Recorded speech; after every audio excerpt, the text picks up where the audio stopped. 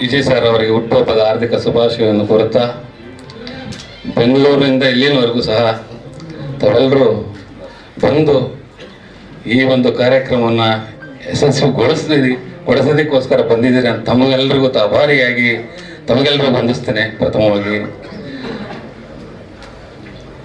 ಈಗ ತಮಗೆಲ್ಲರೂ ಗೊತ್ತಿದೆ, ಸಾರಥಿ ಆದಮೇಲೆ ನಾನು ಸುಮಾರು 13 ವರ್ಷಗಳ ಕಾಲ ಸಿನಿಮಾ ಮಾಡೋಕ್ಕೆ ಹೋಗಲಿಲ್ಲ. ಕಾರಣ ಆಕಸ್ಮಿಕವಾಗಿ ಬಂದೆ ಸಿನಿಮಾಕ್ಕೆ. ನಿಜವಾಗ್ಲೂ ನಾನು ಸಿನಿಮಾ ಮಾಡಬೇಕು ಅಂತ ಸಾರಥ್ಯ ಬಂದಿರಲಿಲ್ಲ, ಆಕಸ್ಮಿಕವಾಗಿ ಬಂದೆ. ಅದೇನೋ ಅದೃಷ್ಟನೋ ಏನೋ ಅಥವಾ ಗೊತ್ತಿಲ್ಲ, ಆ ಒಂದು ಸಿನಿಮಾನ ಪ್ರೇಕ್ಷಕ ಮಹಾಜನರು ಗೆದ್ಸಿರು. ತಮ್ಮೆಲ್ಲರೂ ಸಹಕಾರ ಕೂಡ ಇತ್ತು. ಅವತ್ತಿನ ಹೊಸದಾಗಿ ಮಾಧ್ಯಮಗಳು, ಮೀಡಿಯಾ ಚಾನಲ್ಗಳು, ಒಂದು ಹೊಸದಾಗಿ 2-3 ಚಾನಲ್ಗಳು ಬಂದಿತ್ತು. ಏನಾದರೂ ನಾವು ಹೋಗ್ಬೇಕಾದ್ರೆ ಪತ್ರಿಕೆಗಳ ಮುಖೇನನೇ ಹೋಗ್ಬೇಕಿತ್ತು. ಅಂಥ ಒಂದು ಸಂದರ್ಭದಲ್ಲಿ ತಾವೆಲ್ಲರೂ ಸಹ ನನಗೆ ಹೆಚ್ಚು ಒತ್ತು ಕೊಟ್ಟು ನನ್ನನ್ನು ಈ ಮಟ್ಟಕ್ಕೆ ಬೆಳೆಸಿದ್ರಿ. ನನಗೆ ಸಿನಿಮಾ ಮಾಡಿದ್ದಾಯ್ತು, SS ಬಂದಿದ್ದಾಯ್ತು, ಸ್ಟೇಟ್ ಅವಾರ್ಡು ಬಂತು.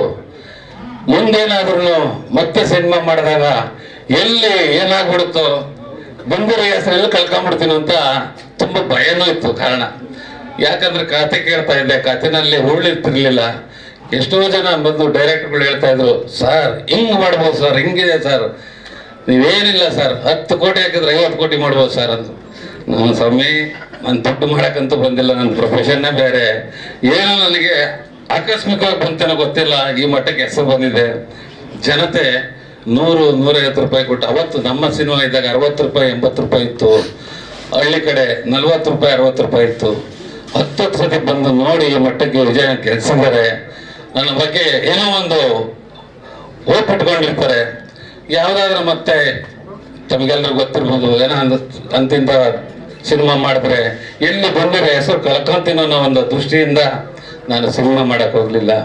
ಇವತ್ತಿನ ಜನ್ರೇಷನ್ಗೆ ಕಥೆಯಾಗಿರಬೇಕು, ಕಂಟೆಂಟ್ ಅನ್ನೋದ ಈಗಿನ ಜನ್ರೇಷನ್. ನನ್ನ ಮಗ ಹೇಳ್ದ, ಪಾಪ ತುಂಬ ಬುದ್ಧಿವಂತರಿದ್ದಾರೆ ಜಡೇಶ್ ಸರ್ ಅವರು, ನೀವು ದಯವಿಟ್ಟು ನಾನೇ ನಿಮ್ಗೆ ಹೇಳಿದೆ, ಸಿನಿಮಾ ಮಾಡಿದ್ರೆ ನಾನು ನಿಮ್ಮ ಜೊತೆಲಿ ಇರಲ್ಲ ಅಂತ, ನೀವು ಮಾಡಿ ಪಪ್ಪ ಅಂತ ಹೇಳಿದ್ರು.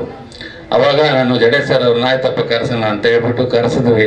ಒಂದೇ ವಾರದಲ್ಲಿ ನಾವು ಪ್ರಿಪ್ರೇಷನ್ ಇಲ್ಲ, ಸಿನಿಮಾ ಮಾಡಬೇಕು ಅಂತಲೂ ಇರಲಿಲ್ಲ. ಅವ್ರ ಕತೆ ಹೇಳಿದ್ರು, ವಿಜಯ್ ಸರ್ ಹತ್ರ ಹೋಗೋಣ ಸರ್ ಅಂದ್ರು. ವಿಜಯ್ ಸರ್ ಬಗ್ಗೆ ಹೇಳ್ಬೇಕು ಅಂದ್ರೆ, ನಾನು ಸಾರಥಿ ಆದ 2 ವರ್ಷದಲ್ಲೇ ಅವ್ರ ಸಿನಿಮಾ ಮಾಡ್ಬೇಕಾಗಿತ್ತು. ಏನೋ ಕಾರಣಾಂತರದಿಂದ ಅದಾಗಲಿಲ್ಲ. ನಾವು ಹೋದ್ವಿ ಸರ್ ಹತ್ರ. ವಿಜಯ್ ಸರ್ ಅವರು ತುಂಬ ಸಂತೋಷ ಪಟ್ಟು, ಬನ್ನಿ ಸರ್, ಏನು ಮಾತಾಡಲಿಲ್ಲ. ಎಲ್ಲರೂ ಹೇಳ್ತಾರೆ, ಯಾವ ರೆಮ್ಯುನರೇಷನ್ ಬಗ್ಗೆನೂ ಮಾತಾಡಿಲ್ಲ, ಏನು ಮಾತಾಡಿಲ್ಲ. ಸಿನಿಮಾ ನೀವು ಮಾಡ್ತೀರಾ ಸರ್, ಹೇಳಿ ಸರ್ ಅಂತ ಹೇಳಿ ತುಂಬ ಖುಷಿ ಆಯಿತು. ಇವತ್ತು ಮೊನ್ನೆ ಒಂದು ದಿವಸ ನಾವು ಇನ್ನ ಸೆಟ್ಟಲ್ಲಿ ಜೂನಿಯರ್ ಸಹ ಬಂದಿರಲಿಲ್ಲ. 7 ಗಂಟೆಗೆ ಸರ್ ಬಂದು, ಎಲ್ಲಿ ಜಡೇಶ್ ಅಂತ ಹೇಳಿ, ನನಗೆ ಎಷ್ಟು ಖುಷಿ ಆಗುತ್ತಂದ್ರೆ, ಒಬ್ಬ ನಿರ್ಮಾಪಕ ಬಂಡವಾಳ ಹಾಕ್ತಾನೆ, ಅವರಿಗೆ ತೊಂದರೆ ಆಗಬಾರ್ದು ಅನ್ನೋದ ಒಂದು ದೃಷ್ಟಿನ ಇಟ್ಕೊಂಡು ಇವತ್ತು ಈ ಸಿನಿಮಾನ ಮಾಡ್ತಾ ಇದ್ದೀವಿ. ಇವತ್ತು ಏನು ನಮ್ಮ ವಿಜಯ್ ಸರ್ ಅವರು ಮುಂದೆ ನಾನು ಹೇಳ್ತಾ ಇದ್ದೀನಿ, ನಿಜವಾಗ್ಲೂ ಹೇಳ್ತೀನಿ, ತುಂಬ ಎತ್ತರಕ್ಕೆ ಬೆಳೆಯುವಂಥ ವ್ಯಕ್ತಿ. ಕಾರಣ ಒಂದು ಟೇಕಲ್ಲಿ ಏನಾದರೂ ಒಂದು ಸ್ವಲ್ಪ ಕಡಿಮೆ ಬಂದರೂ ಸಹ ಅವರು, ಜಡೇಶ್ ಇನ್ನೊಂದು ಶರ್ಟ್ ಮಾಡ್ಬಿಡ, ಇನ್ನೊಂದು ತಗೊಳ್ಳೋಣ ಅಂತ ಹೇಳಿ ಅದನ್ನ ಯಾರೇ ಆಗಿರಲಿ, ಬಿಡೋ ನಾನು ಮಾಡಿದ್ದೀನಿ ಅಂತ ಏನಾದ್ರು ಡೈರೆಕ್ಟರ್ ಕೇಳಿದಾಗ ಕೆಲವರು ನೋಡಿದಿರಲ್ಲ ಹೇಳ್ತಾರೆ. ಆದರೆ ಸಾರ್ ಹಂಗಲ್ಲ, ನೋಡ್ಬಿಟ್ಟು ಮಾನಿಟರಲ್ಲಿ ಬಂದು ಇನ್ನೊಂದು ಶರ್ಟ್, ಇನ್ನೊಂದು ಟೇಕ್ ತಗೊಳಮ್ಮ, ಹಿಂಗ್ ಮಾಡಮ್ಮ ಅಂತ ಹೇಳ್ತಾರೆ. ತುಂಬ ಖುಷಿ ಆಗುತ್ತೆ. ಇವತ್ತು ಅಂತ ಒಂದು ವಿಜಯ್ ಸರ್ ಹುಟ್ಟುಹಬ್ಬ, ಅವರು 100 ವರ್ಷ ಚೆನ್ನಾಗಿ ಬಾಳಿ ತುಂಬ ಎತ್ತರ ಬೆಳಿಬೇಕು ಅಂತ ಮತ್ತೊಮ್ಮೆ ಅವ್ರಿಗೆ ಆಶಿಸ್ತೇನೆ. ಅದೇ ರೀತಿ ರಿಪನ್ಯ ಇವತ್ತು ಅಂಬೆಗಾಲಿಡ್ತಾ ಈ ಸಿನಿಮಾ ರಂಗಕ್ಕೆ ಬಂದಿದ್ದಾರೆ. ಇವತ್ತು ಅವ್ರ ತಂದೆ ಡೆಡಿಕೇಶನ್.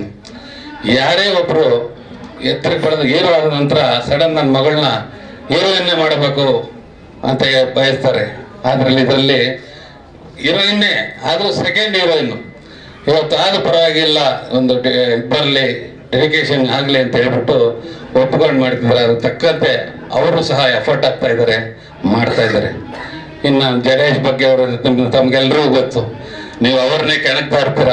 ಅವರ ಕಂಟೆಂಟ್ ಆಗಿರ್ತದೆ ಹಳ್ಳಿ ಸೊಗಡು, ತುಂಬ ತುಂಬಾ ವಿಚಾರವಂತ, ಬುದ್ಧಿವಂತ, ಹೇಳ್ತಾರೆ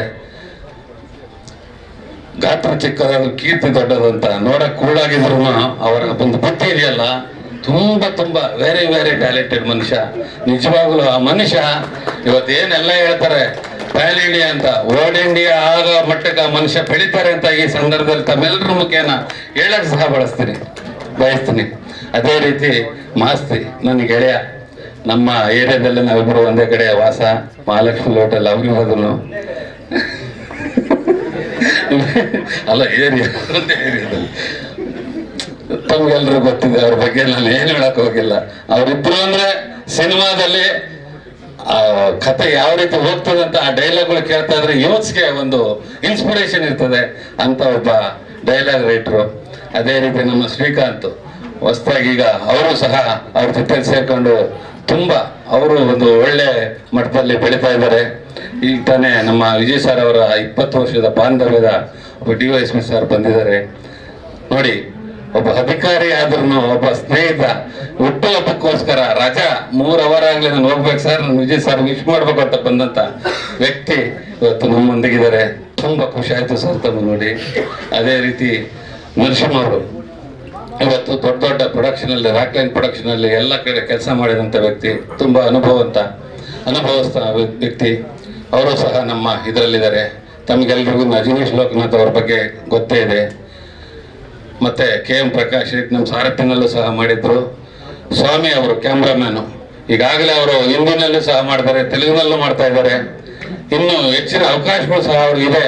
ಈ ನಮ್ದು ಒಂದು ಸಿನಿಮಾ ಮುಗಿಸಿದ ಮೇಲೆ ಅವರು ಜಾಕೀರ್ ಶರೀಫ್ನವರು ಸಿನಿಮಾ ಕೂಡ ಮಾಡ್ತಾ ಇದ್ದಾರೆ, ಈ ಟೈಗರ್ ಶರೀಫ್ ಅವ್ರದ್ದು. ಇನ್ನು ನನ್ನ ಮಗನ ಬಗ್ಗೆ ನಾನೇನು ಹೇಳೋಂಥ ಅವಶ್ಯಕತೆ ನನಗಿಲ್ಲ. ನಿಜವಾಗ್ಲೂ ಹೇಳ್ತೀನಿ, ತಂದೆಯಾಗಿ ಇಂಥ ಅದು ಹೇಳೋದಕ್ಕೆ ಇದಾಗುತ್ತೆ. ನಿಜವಾಗ್ಲೂ ತುಂಬಾ ಸಂತೋಷ. ಇನ್ನ ನಂದೇನು ಹೇಳೋದಕ್ಕೆ ಹೆಚ್ಚು ಉಳಿದಿಲ್ಲ.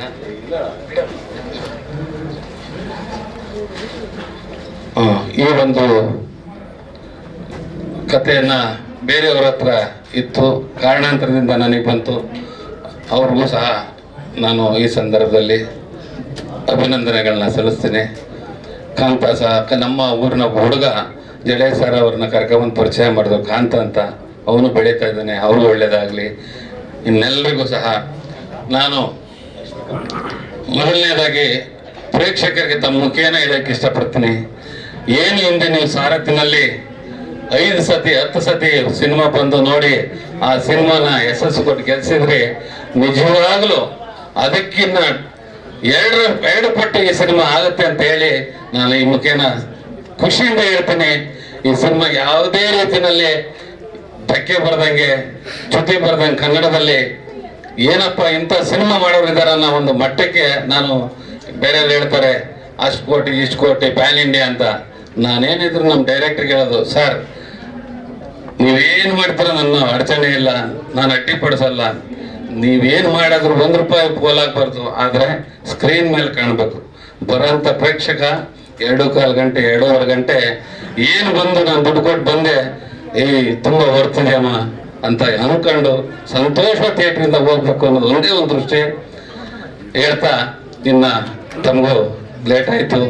ಈಗ ನಾನು ವಿಜಯ್ ಸರ್ ಅವರಿಗೆ ಮತ್ತೊಮ್ಮೆ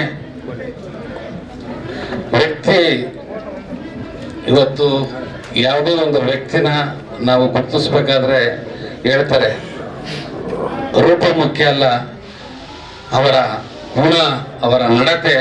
ನಿಜವಾಗ್ಲೂ ನನಗೆ ತುಂಬಾ ಇಷ್ಟ ಆಯ್ತು. ಒಬ್ಬ ಪ್ರೊಡ್ಯೂಸರು ಕಷ್ಟಪಡ್ತಾನೆ, ದುಡ್ಡು ಹಾಕ್ತಾನೆ, ಎಲ್ಲಿಂದ ತರ್ತಾನೋ ಗೊತ್ತಿಲ್ಲ, ಅವನಿಗೆ ಧಕ್ಕೆ ಆಗ್ಬಾರ್ದು ಅನ್ನೋ ರೀತಿಯಲ್ಲೇ ಇವತ್ತು ನಮ್ಮ ಸಾರಥಿ ಬ್ಯಾನರಲ್ಲಿ ನನಗೆ ತುಂಬಾ ಹೆಮ್ಮೆ ಇದೆ. ಇನ್ನು ಮುಂದೆ ನಾವು ಅವ್ರ ಜೊತೆಯಲ್ಲಿ ಎಷ್ಟು ವರ್ಷ ಬಾಂಧವ್ಯ ಇರ್ತದೋ ಆ ದೇವ್ರಿಗೆ ಗೊತ್ತು. ನನಗಂತೂ ಅವ್ರ ಬಗ್ಗೆ ಬಹಳ ಹೆಮ್ಮೆಯಿಂದ 3 ವರ್ಷ ಸುಖವಾಗಿ ಬಾಳಲಿ, ಇನ್ನು ಎತ್ತಕ್ಕೆ ಬೆಳೀಲಿ ಅಂತ ಹೇಳಿ ಈ ಸಂದರ್ಭದಲ್ಲಿ ಆಶಿಸಿ ನನ್ನ ಮಾತನ್ನ ಮುಗಿಸ್ತೀನಿ.